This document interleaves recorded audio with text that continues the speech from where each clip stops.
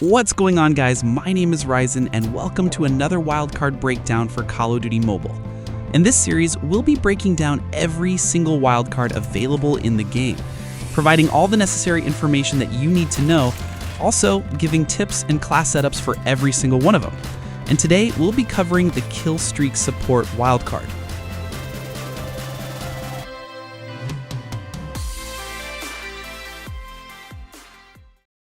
The Killstreak Support wildcard allows you to equip one additional score streak, which means you can now equip a total of 4 score streaks. However, if you equip the Persistence perk, you can take only score streaks with the availability icon. However, I won't encourage you using Persistence and take Hardline instead, because that gives you bonus points based on your kills, and thus you can get your score streaks faster. So with our first combo, we have the only search and destroy setup in this list, which comprises of the Shield Turret, UAV, RCXD, and the Shock RC. This setup needs no explanation, as this consists of basically all the cheap score streaks that you can acquire in one round of S&D. Moving on to the second setup, this one is designed for all the solo rank players out there. Since you don't know what your teammates are doing, it's better to give the entire team advantages with UAV, Counter UAV, Predator Missile, and Advanced UAV. This setup is great if you're going for nukes as well. But what if you're not playing solo and rather playing in a competitive setting, and also you're given the task of controlling the objectives? Then this next setup is for you. This comprises of the Lightning Strike, Orbital Laser, Napalm, and Cluster Strike.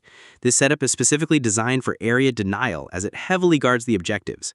However, the average cost is slightly more than the last ones. But this is a very competitive setup, as takes care of every objective point throughout the match. But what if you're given the task of destroying enemy score streaks rather than blocking objectives? Then you'll like this next setup, which consists of the UAV, SAM turret, Predator Missile, and the EMP systems. This combo takes care of any aerial or ground score streaks while also giving your team intel with the UAV. Alright, enough of this competitiveness. What if you're tired of using your guns and want to rain down terror with your score streaks? Then this next setup is specifically designed for that. This comprises of the Wheelson, XS1 Goliath, Flaminaut, and the Chopper Gunner. This has the highest average cost out of all the setups in this list, and I don't really see myself using this. It is only for those who want to manually take down enemies in the match with score streaks.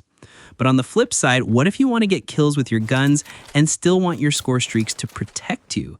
Then the next setup takes care of that. This consists of the UAV, Stealth Chopper, RAPS, and the Swarm. The setup heavily takes care of your enemies without the need of you to control them. However, it has a high average cost unless you should play passively. I sometimes use this setup if I'm going for kills throughout the match.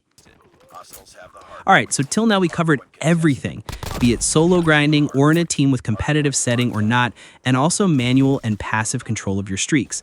But what if you want a bit of everything? Then this next hybrid setup will get you to work. This consists of the UAV, Predator Missile, Lightning Strike, and the RAPS. UAVs give you intel, Predator Missile is a versatile streak, Lightning Strike does area denial, and RAPS kills enemies passively. And with that is going to wrap it up on this quick breakdown for the Killstreak Support wildcard. As for my thoughts on the wildcard, I think it's not so useful. There is very less practical usage of adding one more score streak when you already have 3 in your loadout. In standard 5v5 multiplayer, I don't see too much use of this wildcard. However, this wildcard is great if you're playing 10v10 or ground war, in which case it may be really useful. But since I don't really play those modes too often, to me, this wildcard is not of that much importance. I'd better be using something more powerful that helps me a lot. And of course, those were just my thoughts on the Killstreak Support. I'd love to hear from you guys. What do you think of this wildcard? Do you like using this, or you'd better be using something else altogether? Just let your thoughts in the comment section down below. I'll be doing gun guides and wildcard breakdowns simultaneously, so if you have anything in mind, let me know which one you want me to cover next. Make sure to subscribe and leave a like on this video, and I'll catch you guys on the next one.